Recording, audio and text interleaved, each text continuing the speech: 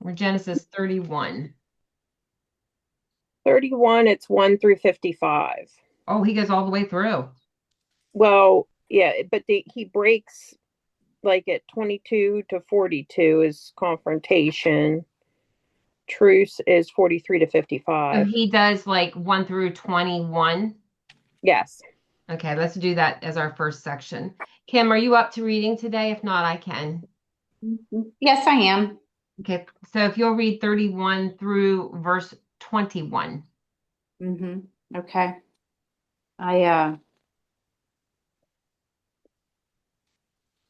I have a little blurb on Laban. Can I Okay, read that real quick sure. first?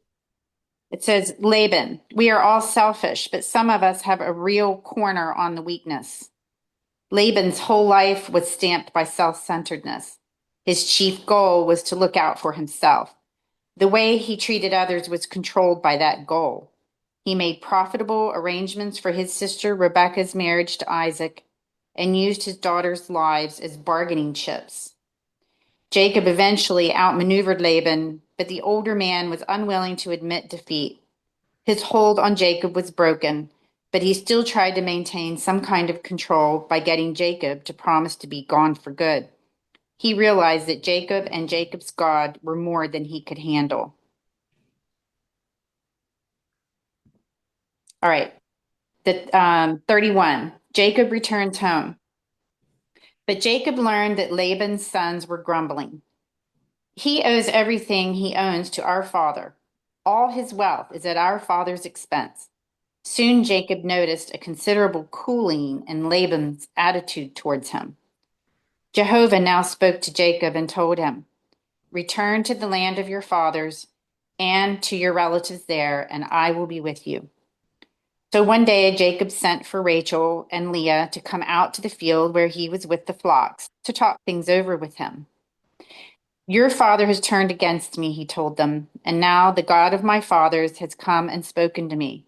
You know how hard I've worked for your father, but he has been completely unscrupulous and has broken his wage contract with me again and again and again. But God has not permitted him to do me any harm. For if he said the speckled animals would be mine, then all the flock produced speckled. And when he changed and said I could have the streaked ones, then all the lambs were streaked. In this way, God has made me wealthy at your father's expense. And at the mating season, I had a dream and saw that he goats mating with the flock were streaked, speckled, and mottled. Then in my dream, the angel of God called to me and told me that I should mate the white female goats with streaked, speckled, and mottled male goats. For I have seen all that Laban has done to you, the angel said. I am the God you met at Bethel, he continued, the place where you anointed the pillar and made a vow to serve me. Now leave this country and return to the land of your birth. 14.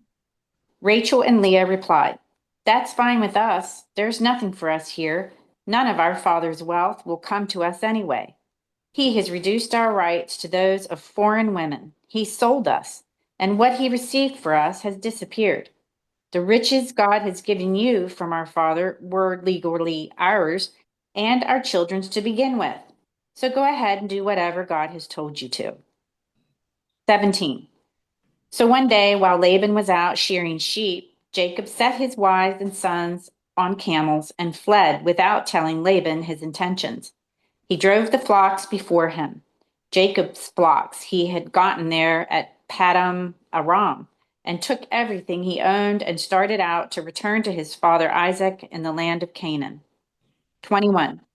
So he fled with all of his possessions, and Rachel stole her father's household gods and took them with her, and crossed the Euphrates River and headed for the territory of Gilead.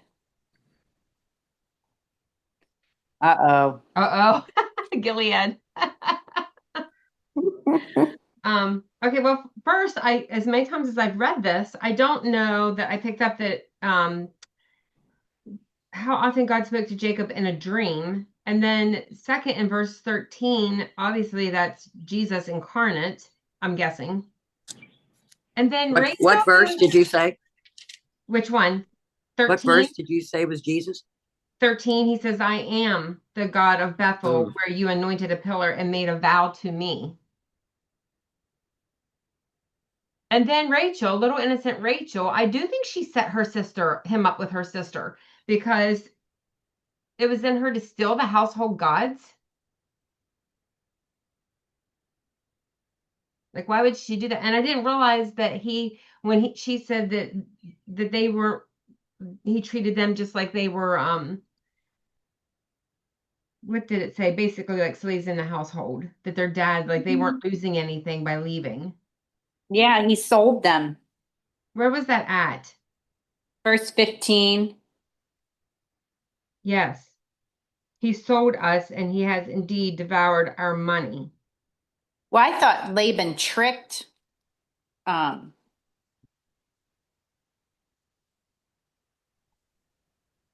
tricked him into sleeping with He Leah. tricked him into marrying Leah, and he then had to work to pay for them. So he tricked him into marrying Leah, which he worked 7 years, and then also he made a contract for Rachel for another 7 years. But I Wow. felt like they were saying, like, was there sons here? Like, who was going to get his stuff?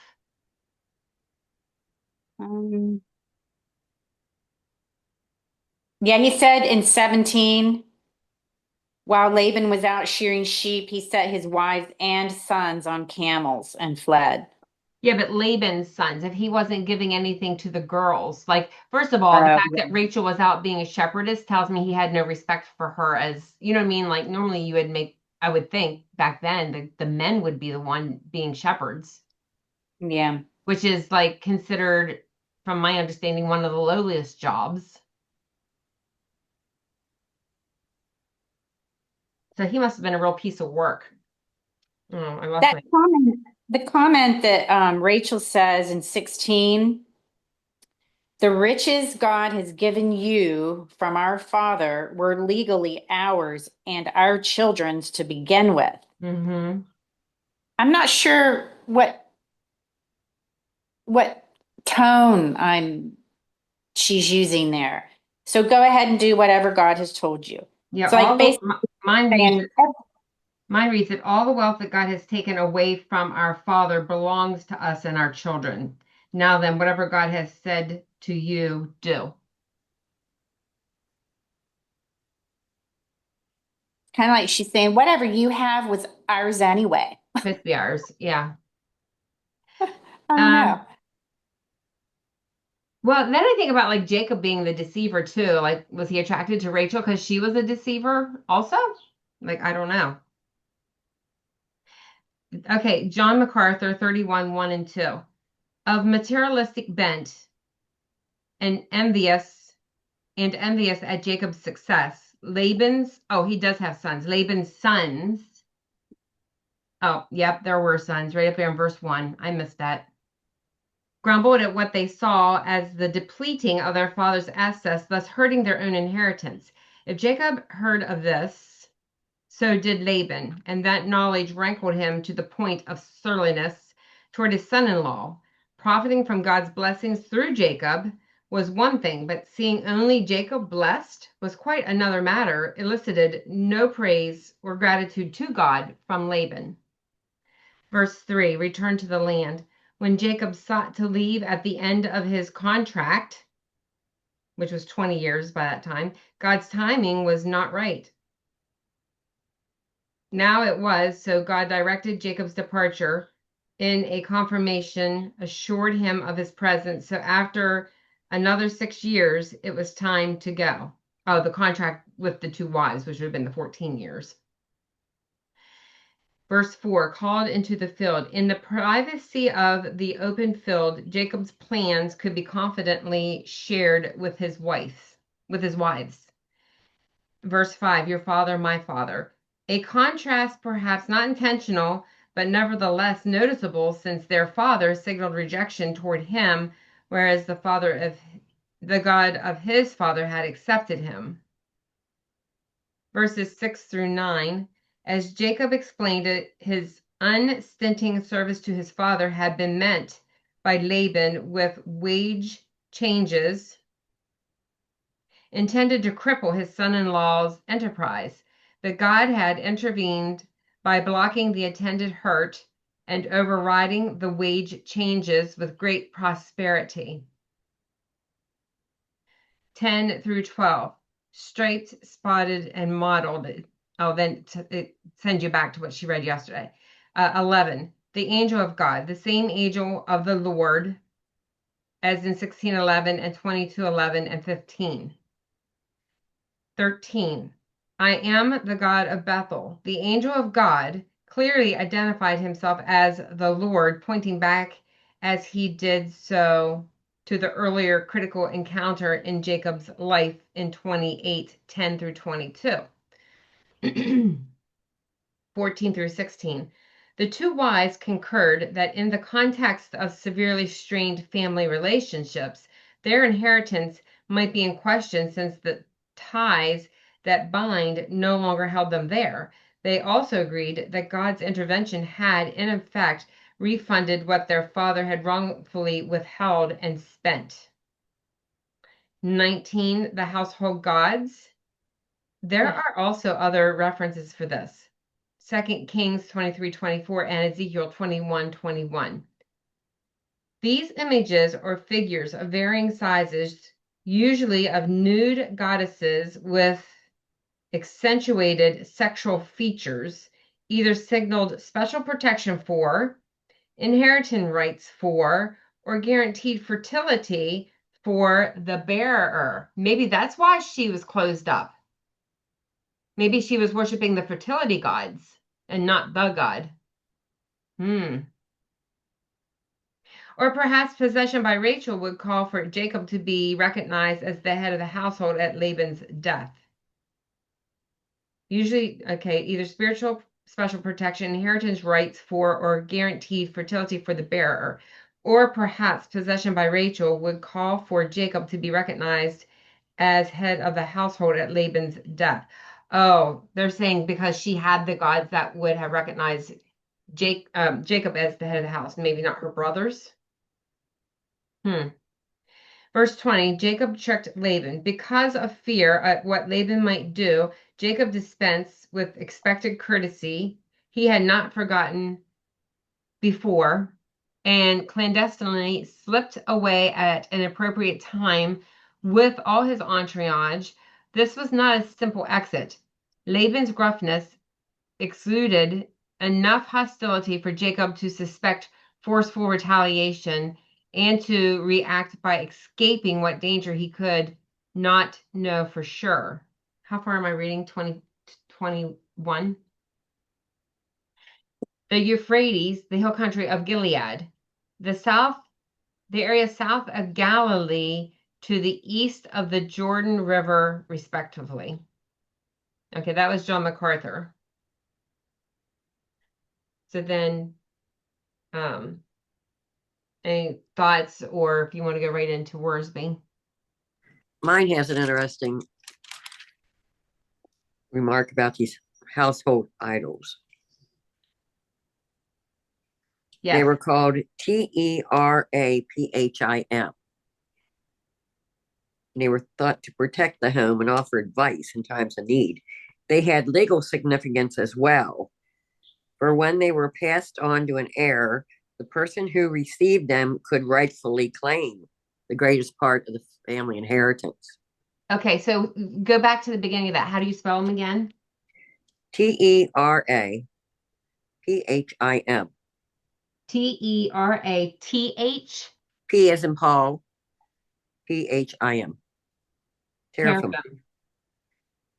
And they what was it? They had legal significance as well, for when they were passed on to an heir, the person who received them could rightfully claim the greatest part of the family inheritance. When passed to heir, the person receiving. Yeah, could rightfully claim the greatest part.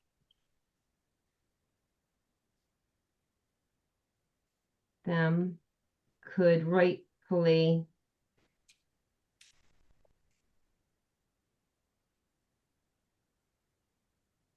claim the largest part, The greatest part of the family inheritance. the greatest.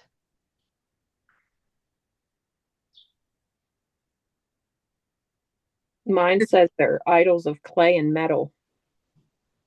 Mine says wooden and metal, but whatever they had, right, Gretchen? Yeah. Whatever Yeah. they could use to But make yeah, them. I mean, you can see things that, I mean, even today's age that Sure. the worshiping of.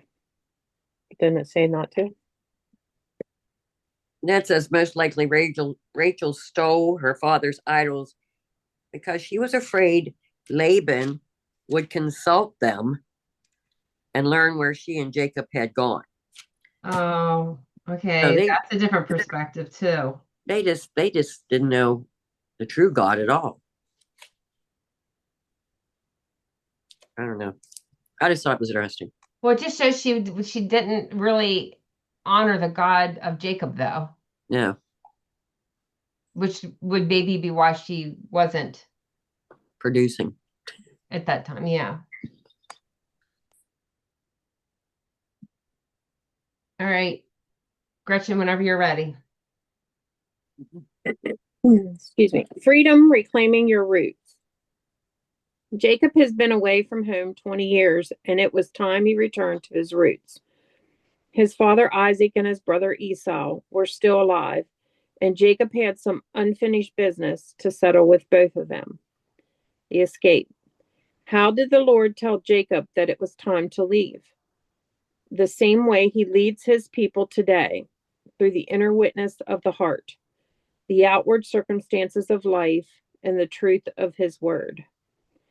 6 years before, God had put his desire in Jacob's heart to return to his own country, and that desire had never left him. While not every longing in the human heart is necessarily the voice of God, Jeremiah 17:9, and we must carefully exercise discernment, the Lord often begins to speak to us in that way. Along with the desire within us, God also directs us as he did Jacob through the circumstances around us. Genesis 31:1-2. Toward the end of those 6 critical years, Jacob noticed that his in-laws weren't as friendly toward him as before, largely because of the increase in his wealth. Circumstances aren't always the finger of God pointing out his way, Acts 27:1-15, but they can be significant indicators of God's will. When God wants to move us, he occasionally makes us uncomfortable and stirs up its nest. Deuteronomy 32:11. The third and most important way God leads us is through his word. God had already spoken to Jacob in a dream, but Jacob remained in Padan Aram to acquire his wealth. Then God said to him, "Go back to the land of your fathers and to your relatives, and I will be with you." As the story of Jacob unfolds, you will discover that God spoke to him at every important crisis in his life. Leaving home, 28:12-15, returning home, 31:1-13, meeting Esau, 32-24, visiting Bethel, chapter 35, and moving to Egypt, chapter 46:1-4. God leads us in the paths of righteousness if we're willing to follow, Psalm 23:3. But Jacob took time to share his thinking, and Rachel and Leah, for after all, he was asking them to leave their people and home and go with him to another land and people. Even through the word of God is our primary source of wisdom in making decisions.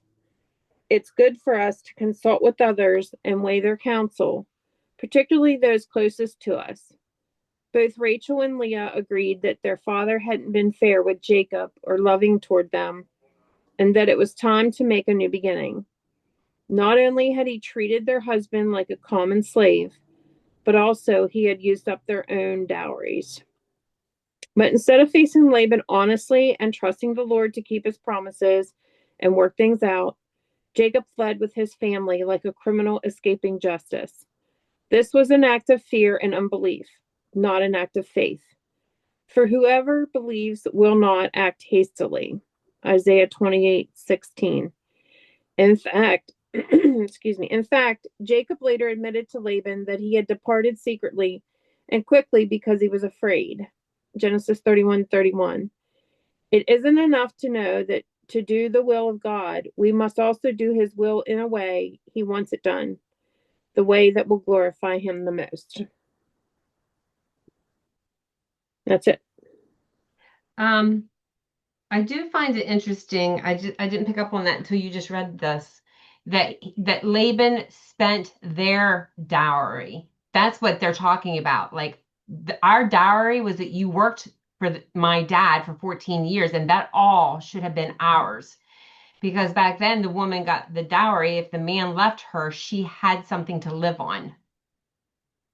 So that's what they were meaning, I think, when she said about it was all ours to begin with, and he spent it.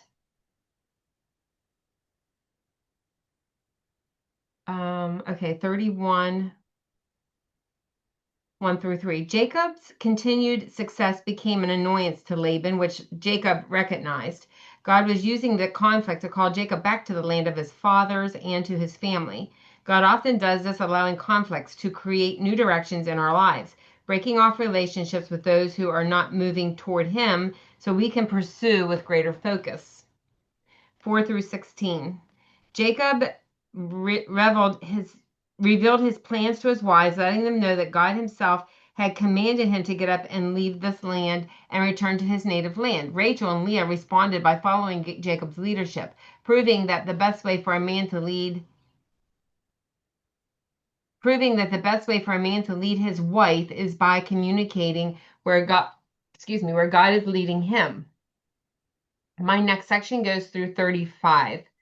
Even though we didn't read that far, I'm just going to go ahead and do that because it starts at 17. Oh, I can stop it here.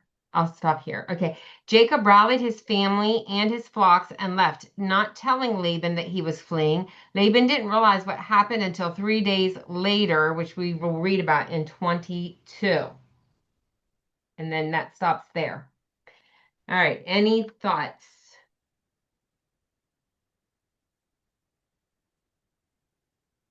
Any other readings?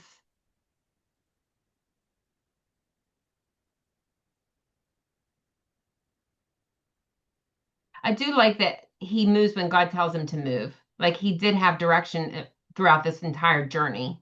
He wasn't like, I don't like with the flocks and stuff, God told him what to do there. He wasn't being deceiving. Yeah, I was a little surprised that they were saying in 31:31 that Jacob left out of fear, not out of obedience.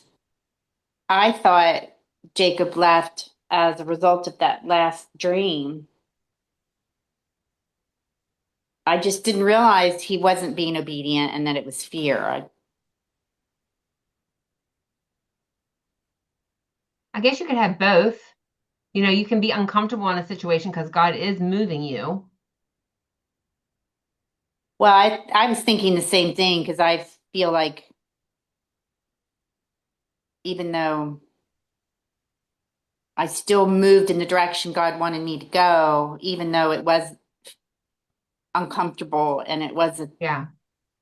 scary move. But yeah, birthing pains aren't fun, right? Right. Or something new, you hope. But his plans are, good for us usually.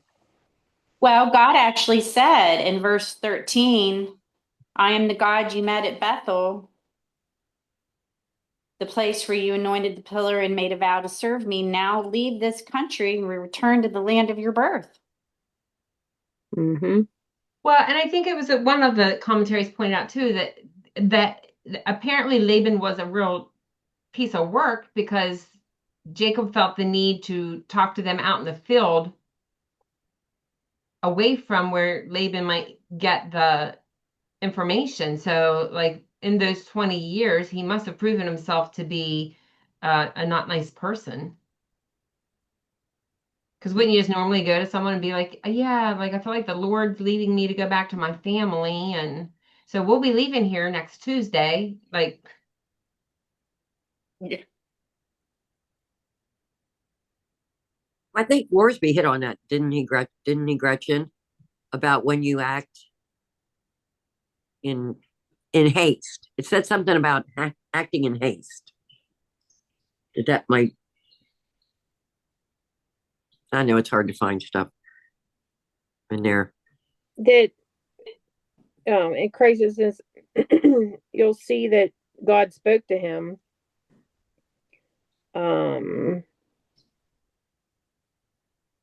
That the word of God is our primary source.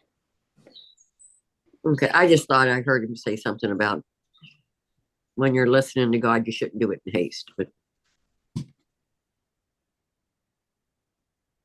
Any other thoughts? I don't think we have enough time to start that next section. No, while not longing in the human heart is necessary, the voice of God, Jeremiah 17:9, that we must carefully exercise discernment, that the Lord often begins to speak to us in that way.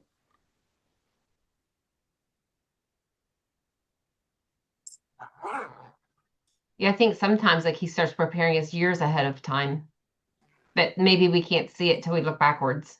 Mm-hmm.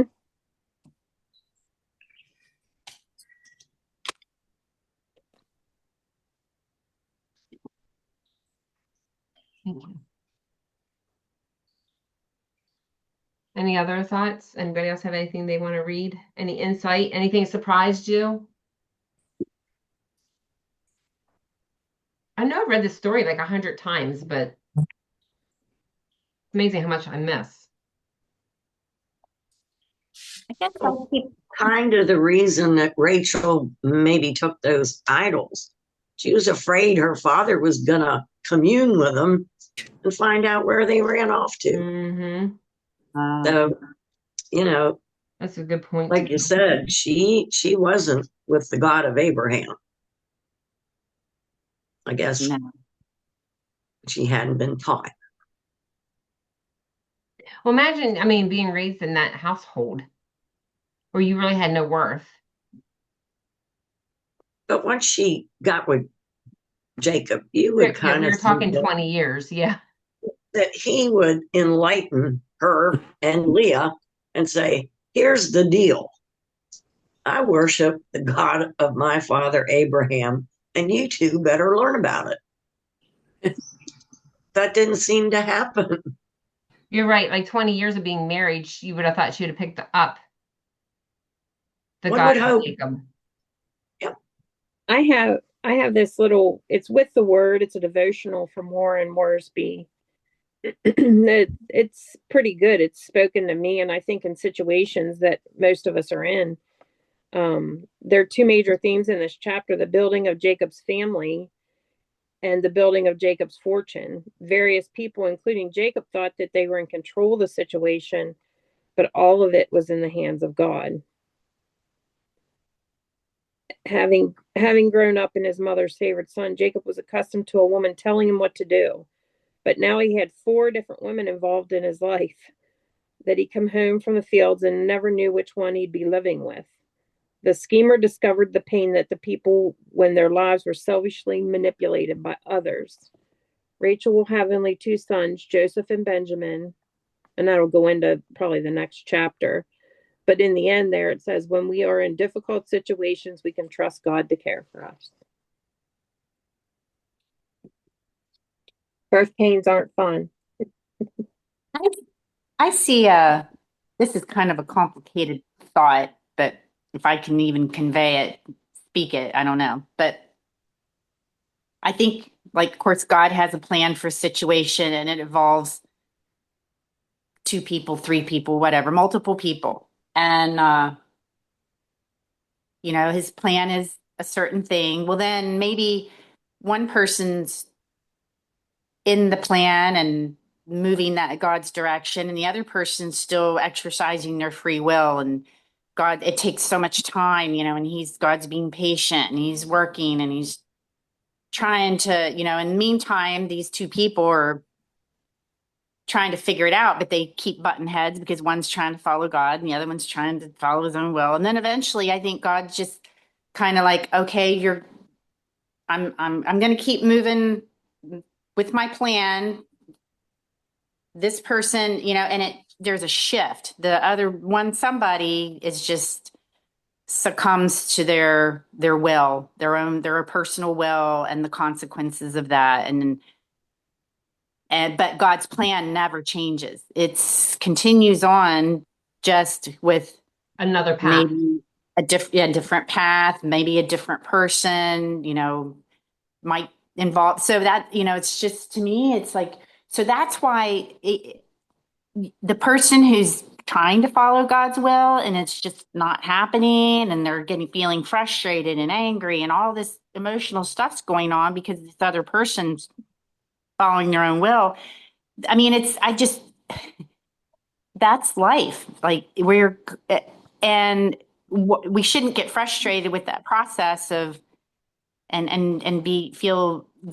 have the anger and the frustration control us, because really this is just, we need to just rest in God's plan and knowing that he's going to work this out, as long as we know in our heart that we're following God and not trying to. I think we get into the flesh and the hurts and the, what is going on here too. It gets in the way. We get in the way of ourselves in the flesh. Mm-hmm. That just kind of struck me. Like, it's not about controlling anybody else or trying to get anybody else to do anything. It's really all in God's plan, and just resting in that. And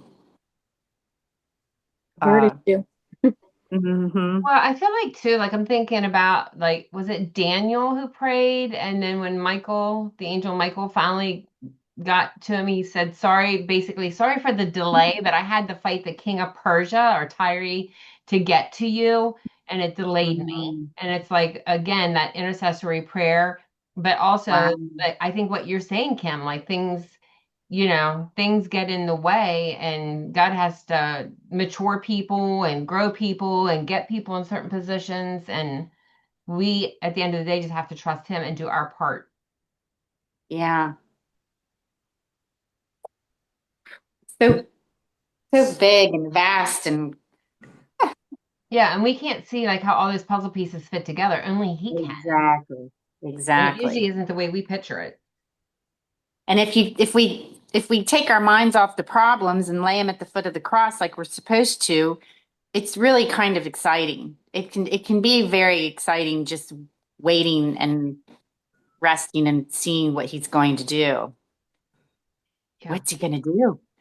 How's he going to turn this one around? It's like being in a good mystery novel.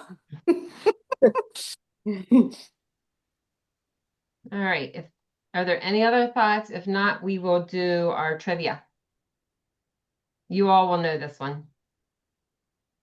So it'll just be a matter of who gets there first. Which book tells of the travels and the work of the apostles? Acts. I was going to say Acts. Yeah. Yep. Acts. To find that answer, you can go to the book of Acts, and we have completed another card. So we'll be starting a new one. All right. I'm thinking of a whole book, and then it's like, no, this is like, about. They all do. They all do. All right. This concludes reading of God's word for today. Until tomorrow. For sure. Have a good day, ladies. Bye.